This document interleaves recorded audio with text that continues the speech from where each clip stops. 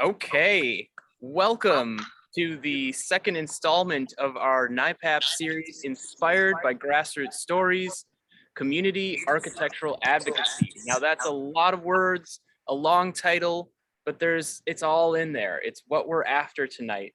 A series about how do neighborhoods, how do communities go about their work of trying to enact historic preservation, to preserve the things that matter to them, to preserve parts of their community that they don't want to lose.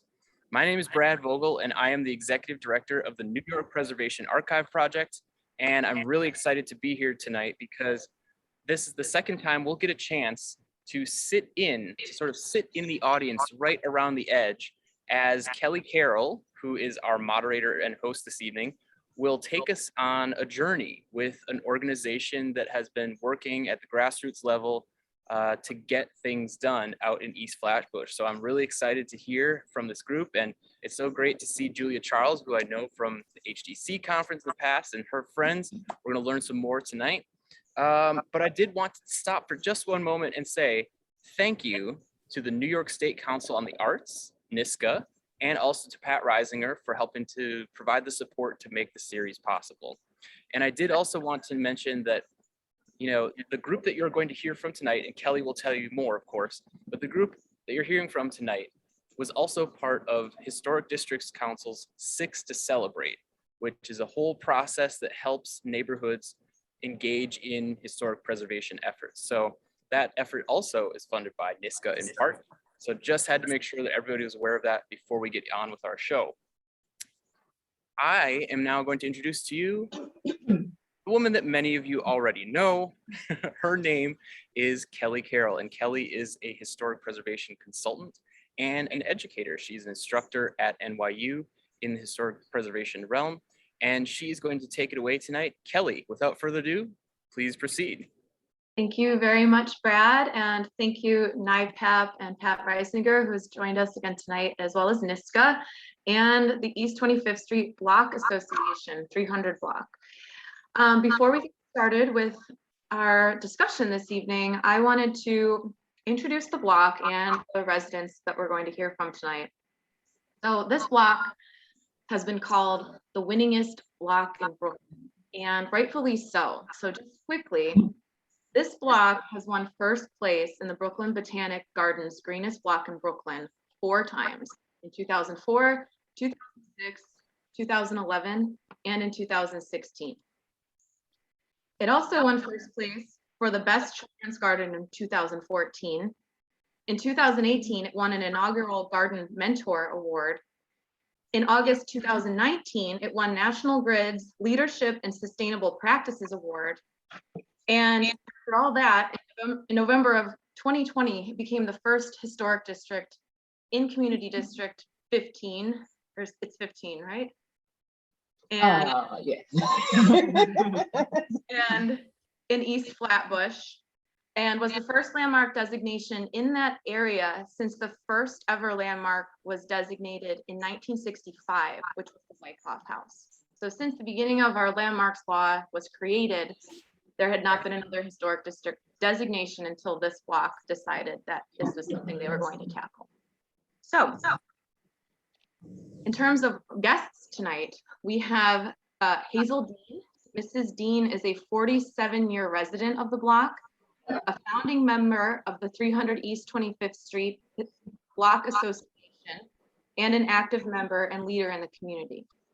We have Phoebe Blake, a resident for over 24 years. Ms. Blake has been the secretary, vice president, and president of the 300 East 25th Street Block Association and continues to be an active member of the block. And last but not least, we have Julia Charles.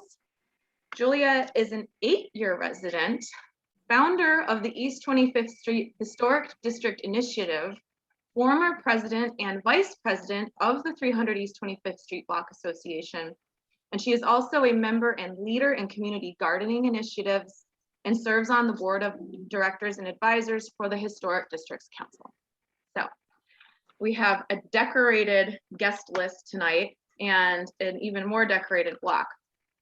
So I like to do things chronologically, as this is a history-oriented field. So my first question is going to be for Mrs. Deane, who moved to the block in the early 1970s.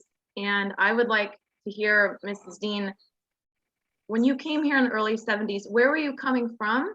And why here? Why did you pick this block?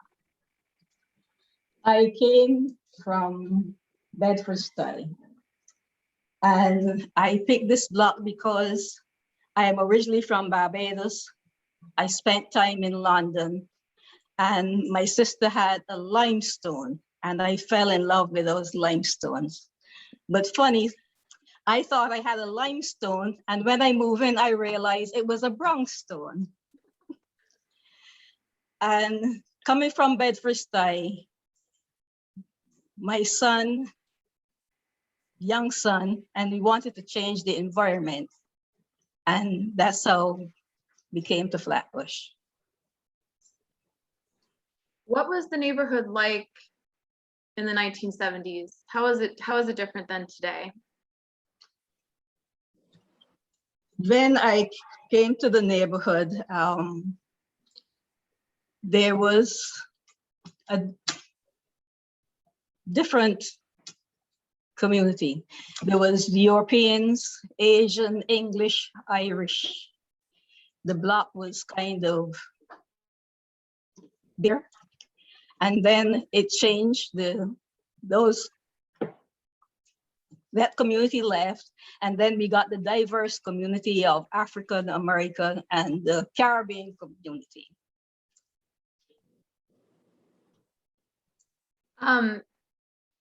I understand that you were a co-founder of the 300 East 25th Street Block Association. When did that happen, and what was there an event, or what were some of the ideas behind that you all got together? I know your husband was also a co-founder, that you decided to create this block association.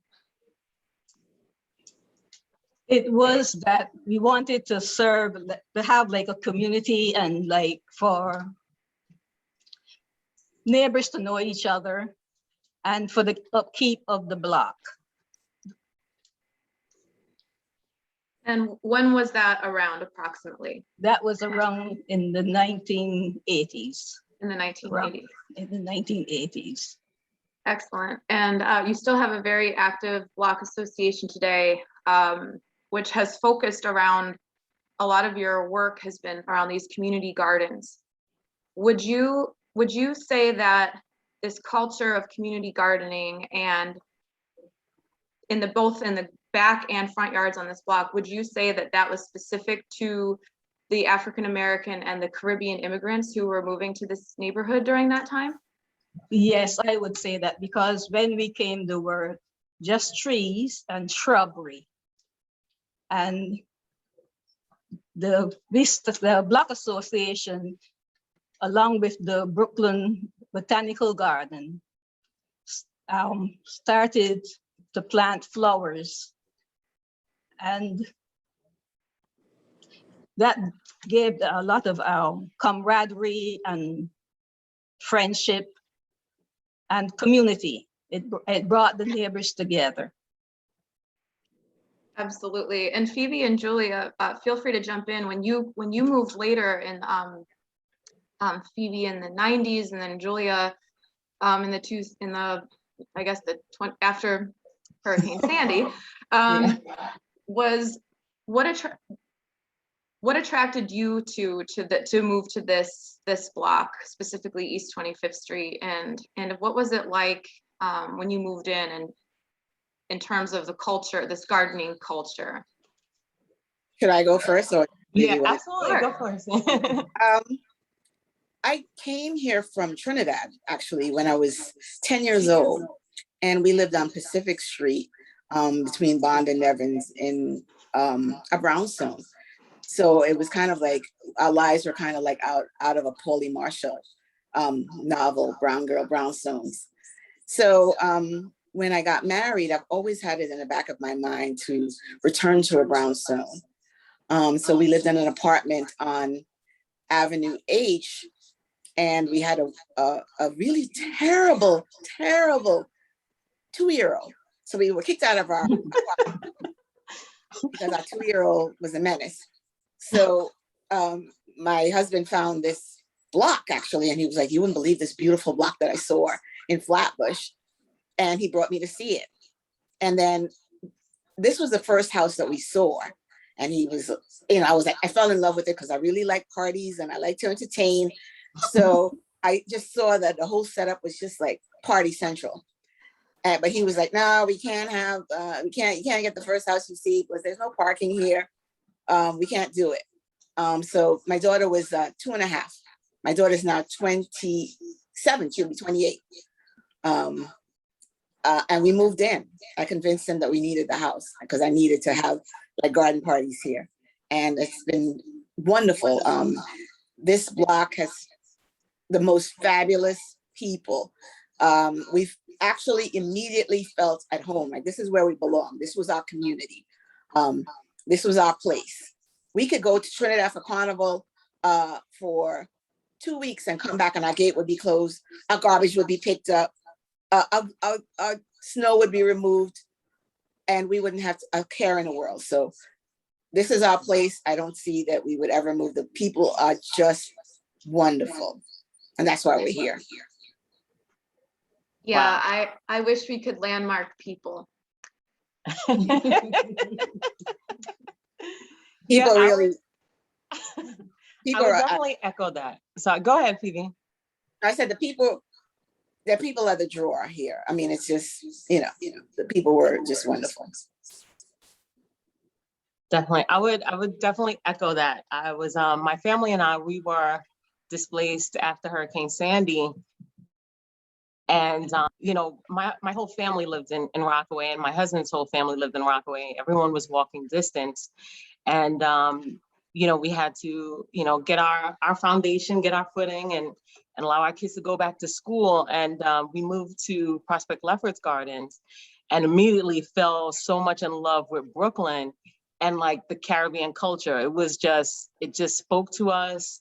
It was electric here when you can walk all times at night and you hear the music and you smell the food.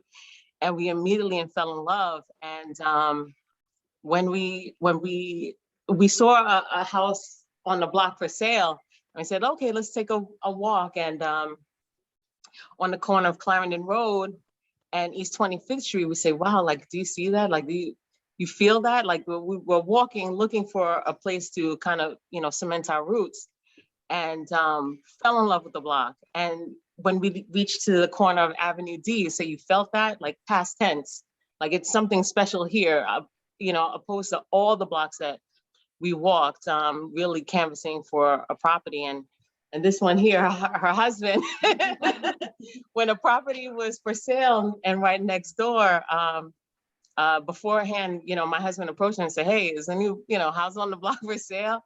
And, lo and behold, that it would be that conversation that would actually help catapult us actually landing where we are, total strangers. It just kind of really speaks to the synergy and the people on the block when you connect and really like look out for each other. And, we're here and we're so happy to be here.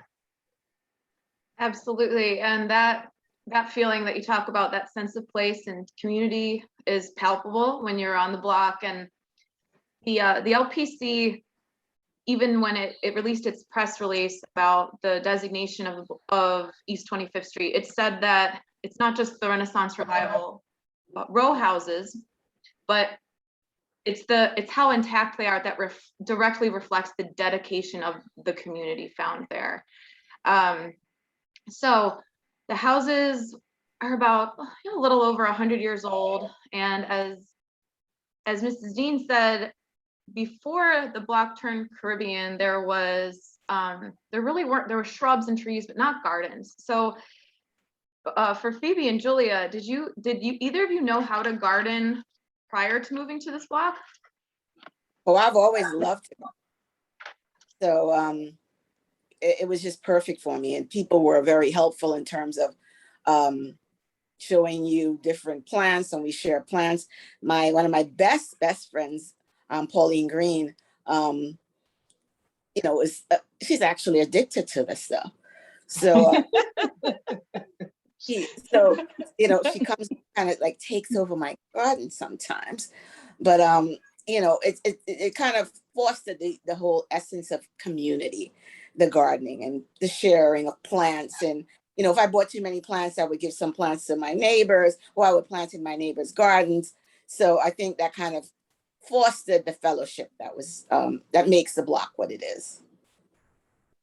Yeah, I would definitely say I wanted to garden. You got really good at it. Thank you. Thank you. I really wanted to garden, but I wasn't a property owner, so I was pretty limited. And in my home in Rockaway, I had planted green ivy just because I just wanted something to not die and always see something green. And but when I moved to East 25th Street, I was quickly indoctrinated into gardening.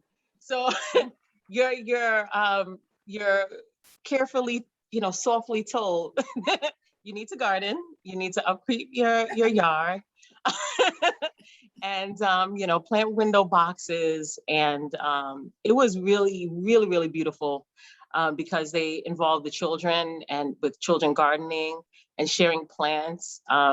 Even my window box now is like a couple of clippings off of the street, and so it was really great to have that. That was basically a catalyst for building relationships, building real sustainable relationships.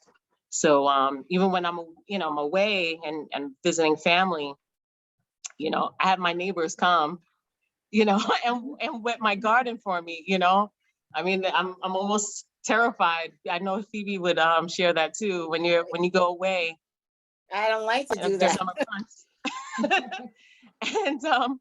And worried if your garden's going to die, but your neighbors have your back. So it's a real catalyst to building community and sustainable and loving relationships.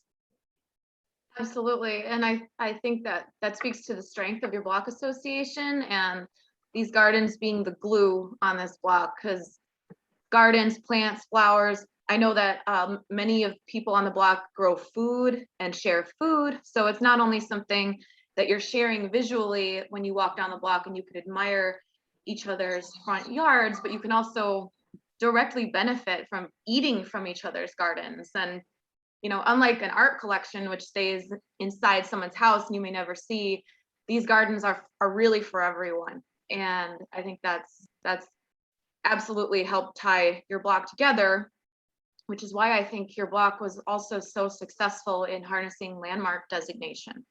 So my next topic is, there was, and I know Phoebe, when she testified at the Landmarks Commission, not to spoil the ending for anyone, talked about how preservation is important to protecting this block in particular from development. So I would like to hear from you all about how development has been negatively impacting your community, and what exactly was going on in the neighborhood that made you feel that your very special block was under threat. I would say there's a lot of construction, even in the back there on Bedford. There were 2 family houses or 3 family houses, and they made an extension with another floor. With that floor, it takes the light from our gardens. So I would think that the development of the neighborhood is not good for our well-being. Yeah, I think the development is without care. It's just, these stacks of Lego blocks and disgusting attachments without any concern about the integrity of the structures that were here or the families that were here. Our neighborhoods that I don't believe would probably have the resources to handle all of these new people and cars and electricity and water and sanitation. So we're really under we're basically under siege from what's happening with there's just absolutely no cap on these developments. There's just it's just wanton, craziness and I just think that it's going to negatively impact not only us, but all of the blocks that are surrounding us and the surrounding communities. Yeah, absolutely. I would definitely say that it looks disrespectful to the community. Yes. You know, that it's you know, quote unquote, the finger buildings. It looks like a middle finger in the middle of the block. You have that. And then also, it also speaks to, you know, unfortunately, I mean, sure, people need somewhere to live, but it's not people who are well invested into the communities. So you're not going to see things like gardening efforts, you know, people who are really not just, you know, takers, but givers. You don't see that with all of the rapid development. Yeah, there was a real estate critique piece about your block when you all were fighting to secure landmark status that said that it was painted in a negative light, that like, how dare they try to stop development. And I personally disagree with the fact that it's not up to communities to self-determine their own futures. And I think that because of the strong nature of home ownership on your block, you have people, not LLCs, in your homes, that you've been able to survive and thrive for this long. I know that there was a tear down on your sister block, East 26th Street. Does anyone want to talk about the impacts that has had on the quality of life for residents that are just next door to you all? Well, I mean, I can say one of the residents there, her and I, we talk, you know, pretty often. And originally, before we fully sought out landmarks designation, we wanted to partner for designation. Unfortunately, you know, it didn't work out for them. But I know part of the spirit of why they were trying to do that it wasn't just about the aesthetics of the block, but it was to maintain that homely community feel. So right now, and it's been like this for over a year, it's like a gaping hole on the block. It's a blight on the block, you know, and it's it feels pretty damaging for the residents that are there, that they kind of feel powerless, that someone can just, you know, developers can just come in, tear down, and there's no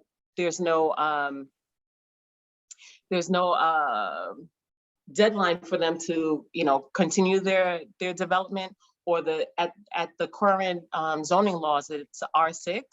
So it would allow them to go up in height and also in girth, so all the way to the back, and that would completely shadow the gardens in the east side of our block, their backyards. So it's like, it's an ongoing thing where it's either going up really quickly, or they're just demolishing with no care whatsoever to the current residents there. So it negatively impacts them. You know, it's pretty sad, because they're a community like us. You know, they're our sister block, and they care as well. Could I go back and say something about the Block Association? I think the Block Association is very necessary, because we did, to keep the Block Association going, we always did not have a quorum, but 2 or 3 or 4 people still came to the meeting, and we kept it going and we kept it going. And I think that's an important aspect. I would absolutely agree with that assessment, because in my experience, when I worked, all the years I worked at Historic Districts Council, the blocks that had block associations were always more successful in terms of organizing, having relationships with one another, having relationships with the outside blocks surrounding them, and relationships with the community board, just in terms of involvement. So I think having a block association put you all in a great spot for all of your accomplishments and your eyes on the street and keeping the neighborhood intact. So my next So in that note about landmarking, so if I didn't know anything about landmarking, I'm not sure I would know that that was the thing that a person could do, like as an option, like this magical thing that could keep our neighborhood in it intact, would involve community involvement. So how did the notion or thought of landmarking come about for the 300 East 25th Street Block Association? Well, Kelly, what I can say is during the time 2019, I served as the Block Association's president. And obviously there was so much legacy already established between greening initiatives and cultural events like Stoop Night events and tea parties and such. But again, we would discuss, our issues and plans, and many of the neighbors would talk about how development is just taking over our community. And so that really served as like a launch pad for the East 25th Street Historic District Initiative, where it was like, okay, you know what, this is something we haven't tackled. Even before I even lived on the block, apparently there was a conversation about, maybe, the block should get landmark status and so forth. But at that point, it just seemed like, this needs to actually kind of really happen. And then quickly just doing the research to say, okay, well, who is what and what's the governing parties? So the New York City Landmarks Preservation Commission, that's the governing party that issues out the designation, and the Historic Districts Council was an organization to help facilitate getting to that point. And so this is where I got to meet you, Kelly, and really hit it off and learn a lot about landmarking law. The really interesting thing about, the first ever landmark in New York City law was in East Flatbush, the Wyckoff House. And so it just really lent to a situation where, yes, the community is under siege and we are definitely worthy. Like there's been a legacy established here of a community coming together, of obviously having strong stewards in the community with their greening efforts.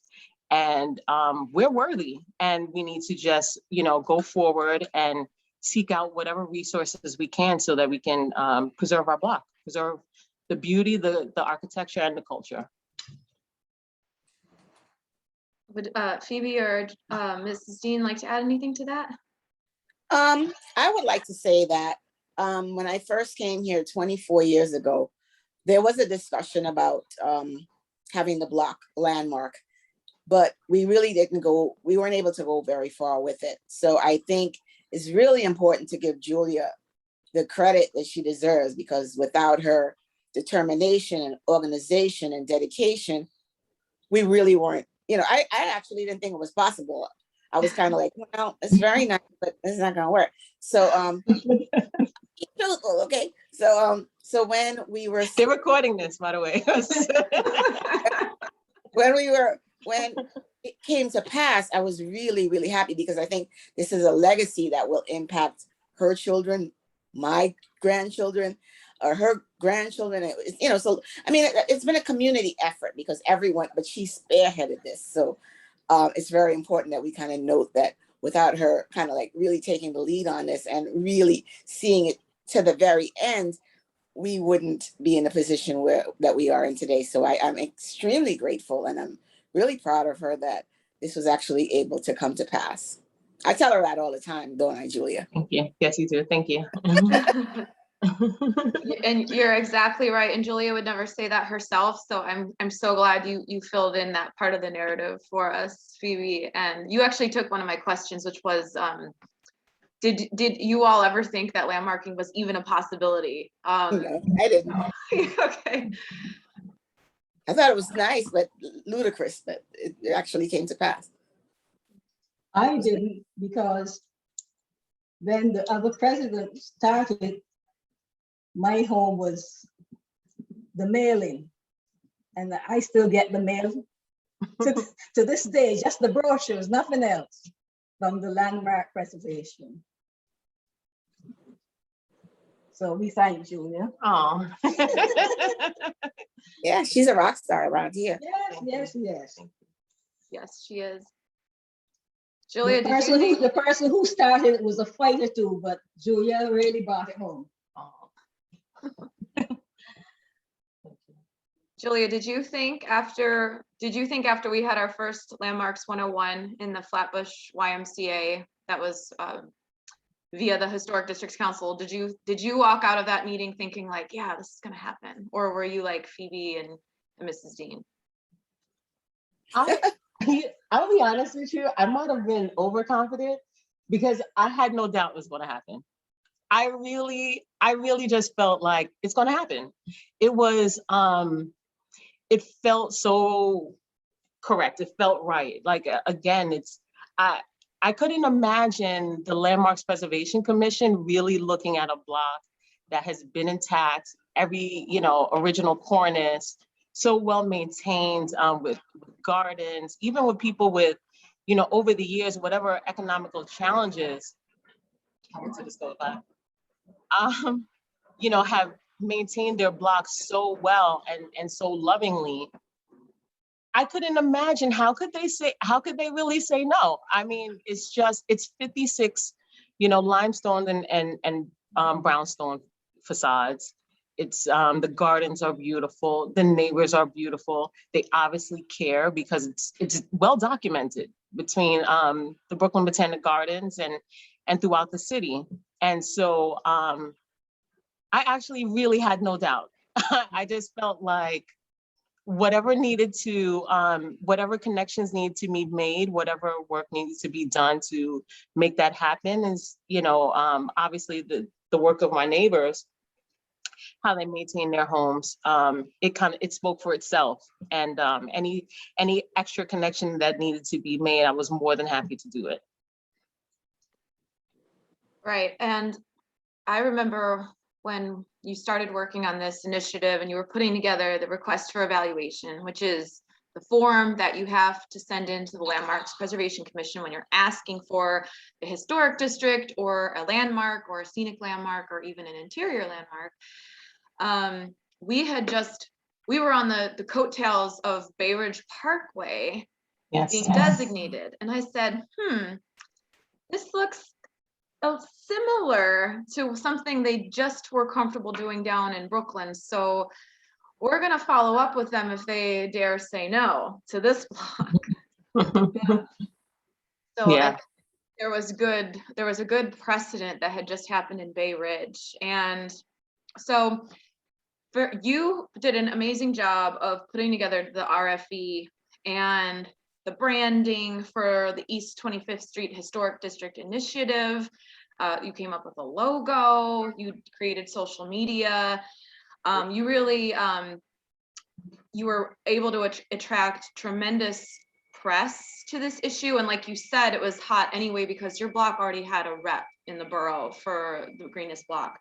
So as you're on this upward trajectory, COVID happened. And we in New York City entered lockdown. And I'm sure most people in this meeting remember that, probably not fondly. So how did you, Julia, keep morale and outreach alive during lockdown to not let this landmark designation pursuit die? Well, I'd have to say it was really scary in a sense. Obviously, just the issue at hand, the virus, and people being afflicted with it. As a matter of fact, I served as a panelist for HDC's preservation conference, and then the very next day, John Jay was shut down. All of CUNY colleges were shut down, and so it was really scary to say, like, is preservation at the forefront of anything? To be honest with you, it just really didn't seem like it would be considered a priority. But I, continue to create newsletters and send emails. And what really I feel like reinvigorated the whole campaign was the PPE and preservation. So although it was very small, obviously, very small, just a few of us, it was great just to be able to put out a table, give out face masks, you know, some of the infographic cards. On one side, it had the 10 Commandments, which the gardening committee created, of gardening. And on the other side, really discussed a lot about, you know, just quick bullet points of, you know, our preservation campaign and our social media, so to keep people engaged, to get people really invigorated for the upcoming hearing, because that was serious. The hearing was going to happen, come hella high water, and I'm glad that happened. I'm glad that event happened, because it did just that. It was another touch point, another way to say that, you know, this campaign is still alive, and you know, landmark designation is still something we're working on. You know, amongst, you know, COVID-19, it's still something that's happening, and you know, luckily the New York City, you know, Landmarks Preservation Commission still continue to come out and do their research, you know, so that was really great too, because you know, we all could be excited, but if the presiding agency is not doing their job, we can just get shelved like every other initiative. So that was really great to see that, you know what, they're invested. You know, organizations like HDC were invested. I know, Kelly, you and I, we chat via text and social media and email and everything. You know, everyone was so well invested to see this through to the end. I'm really happy for that. Yeah, it was the best news during that time, that when we found out that the Landmarks Commission was going to move ahead with your block. It was like, oh my God, this is the best news ever in this terrible time. Phoebe, how did you feel when you heard the good news? Well, the block I had COVID, and many of the residents on the block had COVID. We lost a pair of beloved gardeners, the gardeners that worked on this block for about 25 years, perhaps. Both of them, they were brothers. They died from COVID, April. So the celebration was really grand when we actually got this designation, because there was a degree of darkness to some extent on the block during that period of COVID, because so many people were affected by it. So many neighbors were sickened by it. And there was, you know, people that we cared about died from it. So it was, you know, it was news that was really much needed. Absolutely. Yeah, during New York City, that time was just quiet with a lot of sirens. So yeah. Mrs. Deane, do you want to add anything to when you found out that, as a long-term resident, that the block was going to get landmark status? Yes, I was.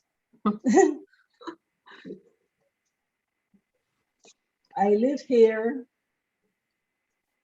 almost half a century, and I was so happy to know that when I go, it will still be taken care of and loved and enjoyed like I do, or like I did. Absolutely. Yeah, that's with landmarking. I'm so glad you said that, because the block has a lot of immigrants. The block has a lot of daughters and sons of immigrants, and they may leave, or they may go to New Jersey, or they may go back to the islands and then come back to New York. And what's great about that is, throughout the generations, they can always come back to East 25th now, and it will always be there. Yeah. And my next question in that vein is, do the children on the block, I know several people, there's a lot of children that live there. I saw them running around on Saturday and dancing. Do the children of the block know that, do they have an awareness that they are now in a historic district, or is it like not on their radar? I don't think it's really on their radar.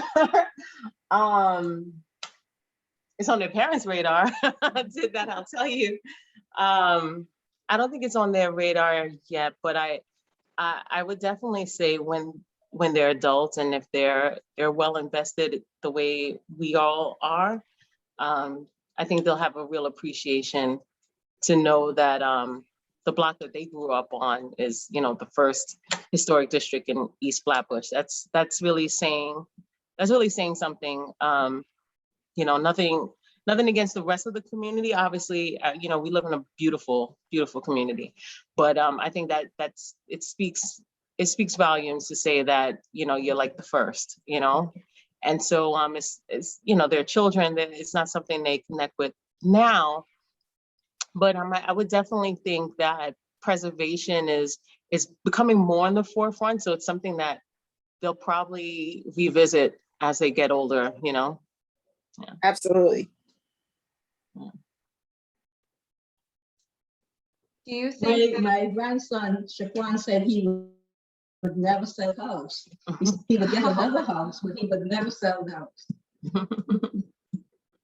that's good to know, and that's in a lot of cases it's in Bed-Stuy too, where you came from. The only reason Bed-Stuy stayed looking as gorgeous as it has, even before it got landmarked, is because people didn't sell and they took care of those homes generationally from when people started arriving there in the late 1920s, early 30s. So holding on is definitely, it's a very long preservation strategy, a long term to just hold on. Yeah. But it's one that it absolutely works. There, you know, what was remarkable to me about your preservation initiative is that you had unilateral political and community board support. Do you think that you have created an awareness politically in your community by being the first block that's landmarked? Yeah, definitely. I would definitely say that. I'm not going to name the politician. I will say it's a male, but they, you know, one not real opposition, but they said, oh, you know, what's that conversation about landmarking your block and so forth and so on.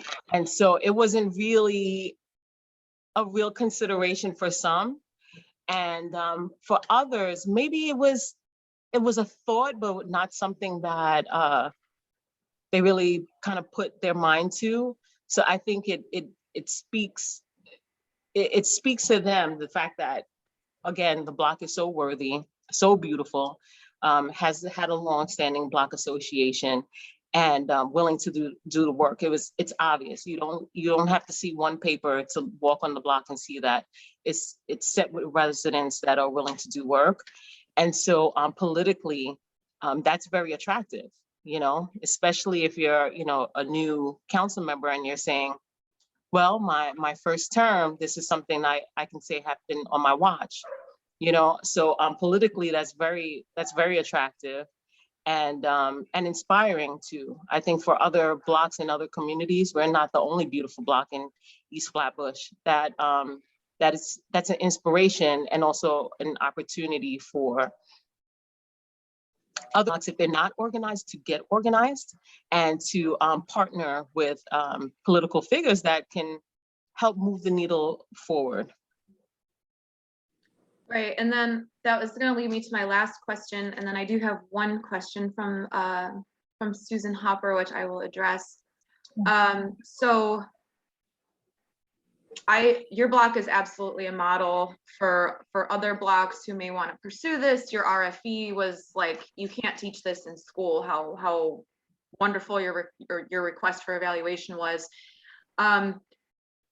I know that right now the Flatbush Savings Bank is being demolished despite around the corner, despite the Landmarks Commission actually saying, you know what, this is a great building, but because there are demo permits, there's nothing we can do about it. And I know that many people on your block, Julia, did sign the petition to try to save that building because they're already activated in this preservation mindset. So the last question being, do you think that this landmark designation will catapult you all to think about more preservation initiatives in your community beyond your doorsteps? Absolutely, Yes. absolutely. Yes. You want to speak to that? I would say yes, because I know of someone who is thinking about it for her block. Good. I would definitely say yes. I love that there's more attention to this side of this side of the tracks, this side of Flatbush. I love that there's more attention here. I think it was Respect Brooklyn that was really leading the campaign with the Flatbush Savings Bank. And it's unfortunate because it's a beautiful structure. And unfortunately, somebody actually perished. One of the construction workers perished there. Yeah. So you have that, and that work we'll continue to watch and observe and see what happens. There's also the PS 90 site over on the corner of Bedford and Church Avenue. So that was formerly like a public school PS 90, but historically it was an African burial ground.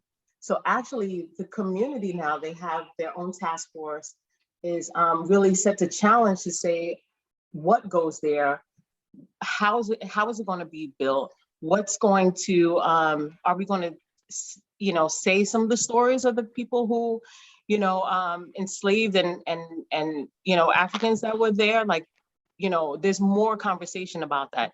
And then obviously the big headline, which is the 960 Franklin Avenue, Fight for Sunlight with the Brooklyn Botanic Gardens. So that is a real community effort when it's not just organizations stepping up and saying we need to preserve communities. It's everyday people like, myself and Phoebe and Mrs. Deane saying that, we need to be respectful of the existing community. We need to put real thought into the language that is said about the history, and real thought into how we're going to move forward in the future. And everything is said within the guise of affordable housing, but not affordable to the existing community at large. So I definitely would say this block gaining landmark designation started to, not that these initiatives weren't there, but I think it's a matter of power and numbers. Yeah. I kind of want to speak on an interesting thing that Julia just said about the block being on the other side of the tracks. And I think that's really interesting because the one side of the track is Ditmas Park. And so on our side of the tracks, we really don't get the services that we need. We don't get the sanitation services. We don't get a lot of general services that we need because we're not given the respect that we deserve. So I'm hoping with this landmark status that other blocks would feel empowered to pursue those initiatives as well. Because I think if we kind of work together as a group, we will be able to get some of the resources that are absolutely lacking here. And some of the, we really need some respect put on these sides of the track, for sure.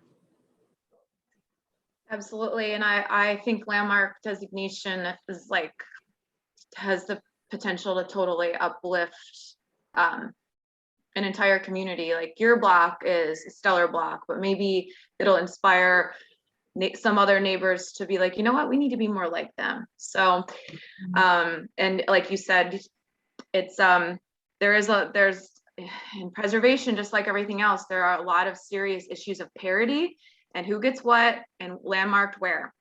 And you're absolutely right that in Ditmas Park, there have been historic districts there for quite some time now, and it favors a totally different wave of development, which was suburban, which was built for an upper middle class population, detached housing, whereas your community was built as a row house block.